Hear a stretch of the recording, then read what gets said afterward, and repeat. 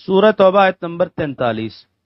عفا اللہ عنک لما اذنت لهم حتى يتبین لك الذین صدقوا وتعلم الكاذبین۔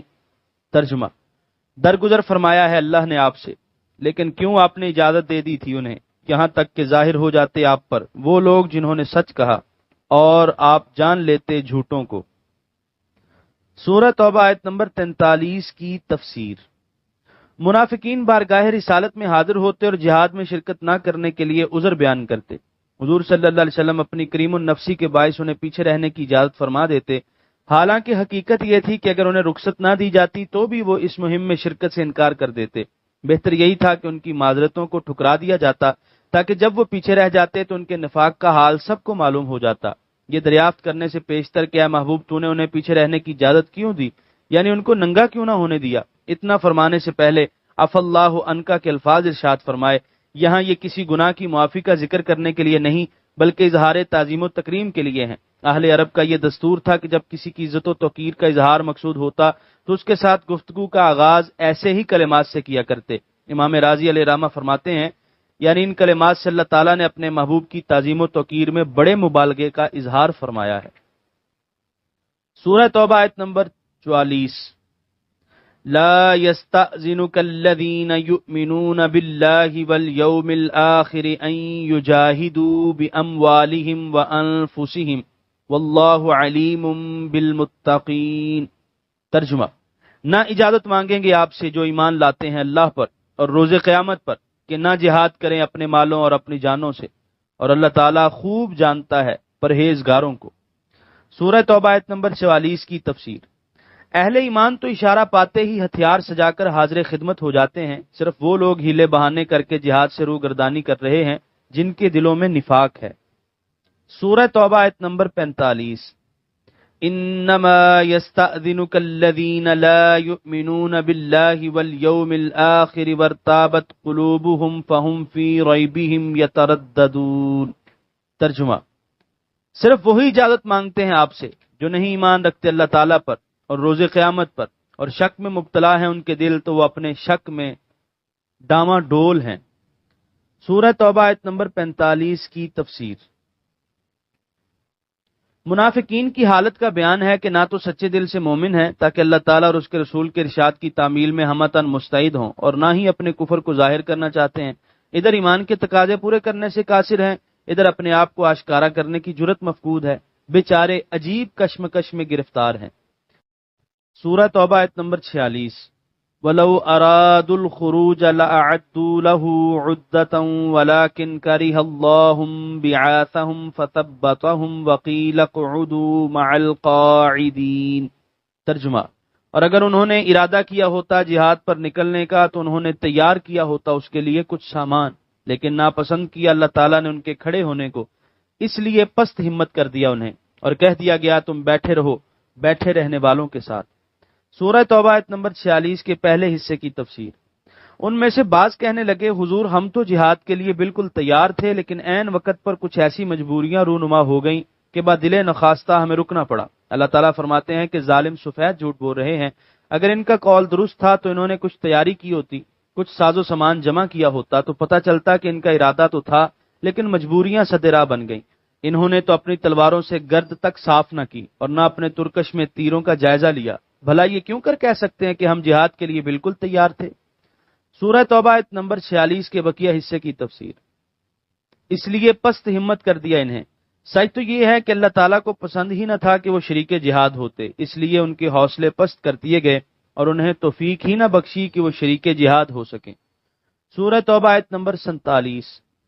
لو خرجوا فیکم ما زادوکم الا خبالا ولأودعوا خلالکم یبغونکم الفتنہ وفیکم سماعون لهم واللہ علیم بالظالمین۔ ترجمہ: اگر نکلتے تمہارے لشکر میں تو نہ زیادہ کرتے تم میں بجز فساد کے، اور دوڑ دھوپ کر کے تمہارے درمیان فتنہ پردازی کرتے، اور تم میں ان کے جاسوس اب بھی موجود ہیں، اور اللہ تعالیٰ خوب جانتا ہے ظالموں کو۔ سورہ توبہ آیت نمبر 47 کی تفسیر۔ اللہ تعالیٰ نے کیوں پسند نہ فرمایا؟ اس کی وجہ اس آیت میں بیان فرما دی۔ سورہ توبہ آیت نمبر 48۔ لَقَدِ ابْتَغُوا الْفِتْنَةَ مِن قَبْلُ وَقَلَّبُوا لَكَ الْأُمُورَ حَتَّى جَاءَ الْحَقُّ وَظَهَرَ أَمْرُ اللَّهِ وَهُمْ كَارِهُونَ۔ ترجمہ: اے حبیب، وہ کوشاں رہے فتنہ انگیزی میں پہلے بھی، اور الٹ پلٹ کرتے تھے آپ کے لیے تجویزیں، یہاں تک کہ آ گیا حق اور غالب ہوا اللہ کا حکم، اور وہ ناخوش تھے۔ سورہ توبہ آیت نمبر 48 کے پہلے حصے کی تفسیر۔ وہ کوشاں رہے فتنہ انگیزی میں پہلے بھی، یہاں ان کی سابقہ شر انگیزیوں کی طرف اشارہ فرمایا کہ قبل ازیں جنگ احد کے موقع پر پہلے یہ لوگ لشکر اسلام میں شریک ہوئے، لیکن راستے میں ان کی 300 کی نفری مسلمانوں سے الگ ہو گئی، اور عین اس وقت ان کی علیحدگی اختیار کرنے کا مقصد یہ تھا کہ مسلمانوں کے حوصلے پست ہو جائیں اور یہ خوفزدہ اور ہراساں ہو کر کفر کے مقابلے میں نامردی اور بزدلی کا اظہار کریں۔ سورہ توبہ آیت نمبر 48 کے بقیہ حصے کی تفسیر۔ اور الٹ پلٹ کرتے تھے آپ کے لیے تجویزیں، یعنی آپ کی دعوت کو ناکام بنانے کے لیے طرح طرح کی تدبیریں اور تجویزیں کرتے ہیں، لیکن آخر کار حق ظاہر ہوا اور اس کی تابانیوں نے ان کی ساری سازشوں کو بے نقاب کر دیا۔ سورہ توبہ آیت نمبر 49۔ وَمِنْهُمْ مَنْ يَقُولُ ائْذَن لِّي وَلَا تَفْتِنِّي أَلَا فِي الْفِتْنَةِ سَقَطُوا وَإِنَّ جَهَنَّمَ لَمُحِيطَةٌ بِالْكَافِرِينَ۔ ترجمہ: اور ان میں سے بعض کہتے ہیں اجازت دیجئے مجھے کہ گھر ٹھہرا رہوں اور مجھے فتنے میں نہ ڈالیے، خبردار فتنے میں تو وہ گر چکے، اور بے شک جہنم گھیرے ہوئے ہے کافروں کو۔ سورہ توبہ آیت نمبر 49 کے پہلے حصے کی تفسیر۔ اور مجھے فتنے میں نہ ڈالیے، ہیلہ تراشی میں بھی بڑی جدت تراز تھے۔ بعض ان میں سے کہتے تھے کہ میرے خانگی حالات کچھ اس قسم کے ہیں کہ میں کسی طرح جہاد میں شریک نہیں ہو سکتا، اب اگر آپ مجھے حکم دیں گے تو میں مجبوراً اس کی تعمیل سے قاصر رہوں گا، اس لیے آپ مجھے جہاد پر جانے کا حکم ہی نہ دیجیے تاکہ میں نافرمانی کی فتنے سے بچ جاؤں۔ کتنے ہیلہ ساز تھے۔ اسلام و کفر کی کشمکش فیصلہ کن مرحلے میں ہے، اور یہ بناوٹی پاک باز چاہتے ہیں کہ انہیں جہاد کی دعوت ہی نہ دی جائے تاکہ ان کا دامن تقدس نافرمانی کے داغ سے داغدار نہ ہو۔ انہیں یہ سمجھنا آئی کہ اس موقع پر ان کا جہاد سے پہلو تہی کرنا ہی ایک جرم عظیم ہے جس کا وہ ارتکاب کر رہے ہیں۔ بعض مفسرین نے یہ بھی لکھا ہے کہ یہ بات کہنے والا جد بن قیس منافق تھا۔ اس نے آ کر عرض کی کہ حضور، روم کی عورتیں اپنے حسن و جمال میں بہت مشہور ہیں، اور عورتوں کے بارے میں بہت کمزور واقع ہوا ہوں، ایسا نہ ہو کہ انہیں دیکھ کر میری نیت فاسد ہو جائے اور میں فتنے کا شکار ہو جاؤں، اس لیے بہتر ہے کہ آپ مجھے یہیں چھوڑ جائیں۔ سورہ توبہ آیت نمبر 49 کے بقیہ حصے کی تفسیر۔ خبردار فتنے میں تو وہ گر چکے۔ جس فتنے سے بچنے کے لیے وہ ہیلے تراش رہے ہیں، اس سے بڑے فتنے میں وہ پہلے ہی گرفتار ہو چکے ہیں۔ سورہ توبہ آیت نمبر 50۔ ان تصبک حسنۃ تسؤہم وان تصبک مصیبۃ یقولوا قد اخذنا امرنا من قبل ویتولوا وهم فرحون۔ ترجمہ: اگر پہنچی آپ کو کچھ بھلائی تو بری لگتی ہے انہیں، اور اگر پہنچی آپ کو کوئی مصیبت تو کہیں کہ ہم نے درست کر لیا تھا اپنا کام پہلے ہی، اور لوٹتے ہیں خوشیاں مناتے ہوئے۔ سورہ توبہ آیت نمبر 50 کی تفسیر۔ اگر مسلمان کسی جنگ میں مظفر و منصور واپس لوٹتے ہیں تو ان کے ہاں صف ماتم بچ جاتی ہے، اور اگر کہیں مسلمانوں کو ذکر پہنچتی ہے یا وہ شہید ہو جاتے ہیں تو پھر ان کے گھروں میں گھی کے چراغ روشن کیے جاتے ہیں، اور یہ لوگ اپنی دور اندیشی اور عقل مندی کے دعوے کرنے لگتے ہیں اور کہتے ہیں کہ ہمیں تو پہلے ہی معلوم تھا کہ یہ حشر ہونے والا ہے، اسی لیے تو ہم ان لوگوں کے ہمراہ نہیں گئے۔ قد اخذنا امرنا کا معنی ہے کہ ہم نے پہلے ہی سے احتیاطی تدبیریں اختیار کر لی تھیں۔ سورہ توبہ آیت نمبر 51۔ قل لن يصيبنا الا ما كتب الله لنا هو مولانا وعلى الله فليتوكل المؤمنون۔ ترجمہ: آپ فرمائیے ہرگز نہیں پہنچے گی ہمیں کوئی تکلیف بجز اس کے جو لکھ دی ہے اللہ نے ہمارے لیے، وہی ہمارا حامی و ناصر ہے، اور اللہ پر ہی توکل کرنا چاہیے مومنوں کو۔ سورہ توبہ آیت نمبر 51 کی تفسیر۔ جب دنیا والے اسباب پر بھروسہ کرتے ہیں تو ایمان والے اللہ کی نصرت و اعانت پر نظر جمائے ہوتے ہیں۔ جب دنیا والے مادی فائدوں اور ظاہری کامیابیوں کو اپنی کامیابی کا معراج تصور کرتے ہیں اور ان کی وجہ سے پھولے نہیں سماتے تو ایمان والے ہر حال میں رضا الہی کی متلاشی ہوتے ہیں۔ اگر انہیں یہ سعادت خون بہا کر سر کٹا کر بھی میسر آئے تو ان کے چہرے خوشی سے چمک جاتے ہیں، اور اگر رضا الہی حاصل نہ ہو تو ان کے نزدیک ایسی فتح بھی 1000 ناکامی سے زیادہ المناک ہے۔ وہ ہر حال میں اس کی خوشنودی کے جویاں ہیں اور اسی کی امداد اور اعانت پر بھروسہ رکھتے ہیں۔ سورہ توبہ آیت نمبر 52۔ قل هل تربصون بنا الا احدى الحسنيين ونحن نتربص بكم ان يصيبكم الله بعذاب من عنده او بايدينا فتربصوا انا معكم متربصون۔ ترجمہ، فرمائیے کیا تم منتظر ہو ہمارے متعلق کہ ہم مارے جائیں؟ یہ مرنا نہیں مگر ایک بھلائی ان دو بھلائیوں سے جن کے ہم خواہاں ہیں، اور ہم انتظار کرتے ہیں تمہارے لیے کہ پہنچائے تمہیں اللہ عذاب اپنے پاس سے یا ہمارے ہاتھوں سے، بس تم بھی انتظار کرو، ہم بھی تمہارے ساتھ انتظار کرنے والے ہیں۔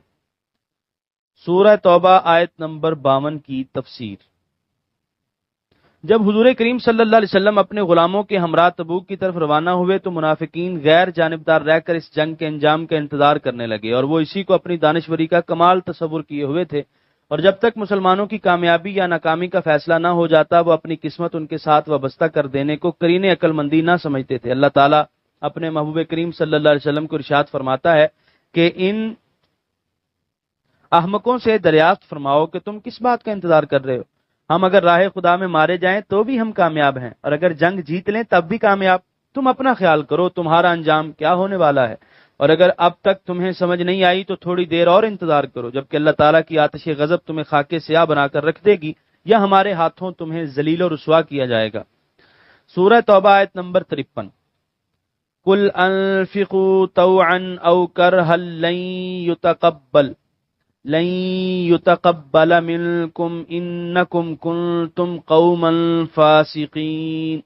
ترجمہ، فرمائیے خرچ کرو خوشی سے یا ناخوشی سے، ہرگز قبول نہیں کیا جائے گا تم سے، بے شک تم ایک نافرمان قوم تھے۔ سورہ توبہ آیت نمبر 53 کی تفسیر۔ بعض منافق اس جہاد میں مسلمانوں کا ساتھ دینے کے لیے تو تیار نہ تھے، لیکن وہ بالکل بے تعلق رہ کر اپنے آپ کو بے نقاب کرنا بھی مصلحت کے خلاف سمجھتے تھے، اس لیے بارگاہ رسالت میں مالی امداد کی پیشکش کی۔ ابن قیس جس کا ذکر پہلے گزرا ہے وہ بھی چندہ لے کر حاضر ہوا، لیکن اللہ کے حبیب نے اس کو قبول نہ فرمایا، کیونکہ مالی امداد بھی اسی کی قبول کی جاتی ہے جس کے دل میں ایمان صادق اور یقین محکم ہو۔ سورہ توبہ آیت نمبر 54۔ وما منعهم ان تقبل منهم نفقاتهم الا انهم كفروا بالله وبرسوله ولا يأتون الصلاة الا وهم كسالى ولا ينفقون الا وهم كارهون۔ ترجمہ، اور نہیں منع کیا ہے انہیں کہ قبول کیے جائیں ان سے ان کے اخراجات سوائے اس کے کہ انہوں نے کفر کیا اللہ کے ساتھ اور اس کے رسول کے ساتھ، اور نہیں آتے نماز ادا کرنے کے لیے مگر سست، اور نہیں خرچ کرتے مگر اس حال میں کہ وہ ناخوش ہیں۔ سورہ توبہ آیت نمبر 54 کی تفسیر۔ اس آیت میں ان کی مالی امداد کو نامنظور کر دینے کی وجہ تفصیل سے بیان فرما دی۔ سورہ توبہ آیت نمبر 55۔ فلا تعجبك اموالهم ولا اولادهم انما يريد الله ليعذبهم بها في الحياة الدنيا وتزهق انفسهم وهم كافرون۔ ترجمہ، سو نہ تعجب میں ڈال دیں تمہیں ان کے مال اور نہ ان کی اولاد، یہی چاہتا ہے اللہ تعالیٰ کہ عذاب دے انہیں ان چیزوں سے دنیاوی زندگی میں، اور نکلے ان کا سانس اس حال میں کہ وہ کافر ہوں۔ سورہ توبہ آیت نمبر 55 کی تفسیر۔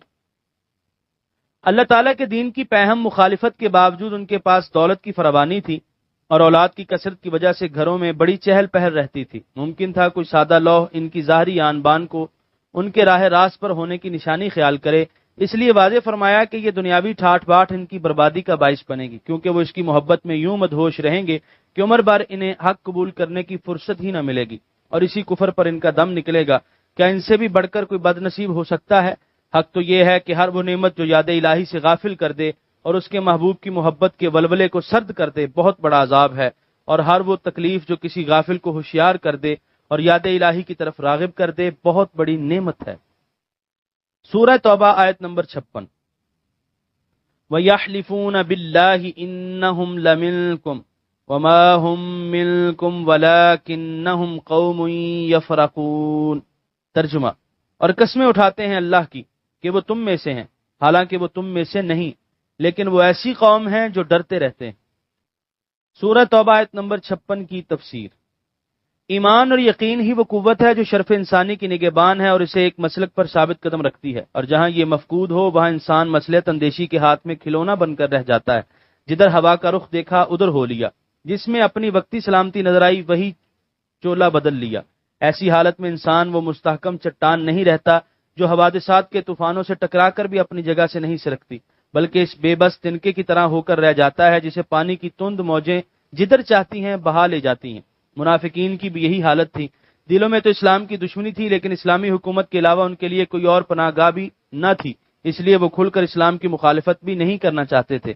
اس لیے ایک بے ضمیر آدمی کی طرح قسمیں اٹھا اٹھا کر اپنے آپ کو ملت اسلامیہ کا ایک فرد ثابت کرنے کی کوشش کرتے۔ اللہ تعالیٰ فرماتے ہیں کہ سب مکر و فریب ہے، ان کا تم سے کوئی واسطہ نہیں، یہ محض مجبوری کی وجہ سے ایسا کرتے ہیں۔ اگر انہیں کوئی سر چھپانے کی جگہ مل جائے تو فوراً تم سے سارے تعلقات توڑ دیں اور وہاں چلے جائیں۔ بعض الفاظ کی تشریح: ملجن پناہ گاہ، مغارت کی جمع ہے، اس کا معنی ہے چھپ کر بیٹھنے کی جگہ، وہ جگہ جس میں تکلیف سے داخل ہوا جا سکے۔ یجمعون، جب گھوڑا سرکشی کرتا ہے اور باغ کی پرواہ نہیں کرتا تو کہتے ہیں جمع الفرس، مطلب یہ ہے کہ وہ بھی منہ زور گھوڑے کی طرح کسی لگام کی پرواہ نہ کرتے ہوئے بھاگے چلے جاتے ہیں۔ سورہ توبہ آیت نمبر 57۔ لو یجدون ملجأ او مغارات او مدخلا لولوا الیہ وہم یجمحون۔ ترجمہ، اگر مل جائے انہیں کوئی پناہ گاہ یا کوئی غار یا گھس بیٹھنے کی جگہ تو دیکھیے گا وہ منہ پھیر لیں گے اس طرف منہ زوری کرتے ہوئے۔ سورہ توبہ آیت نمبر 58۔ وَمِنْهُمْ مَنْ يَلْمِزُكَ فِي الصَّدَقَاتِ فَإِنْ أُعْطُوا مِنْهَا رَضُوا وَإِنْ لَمْ يُعْطَوْا مِنْهَا إِذَا هُمْ يَسْخَطُونَ۔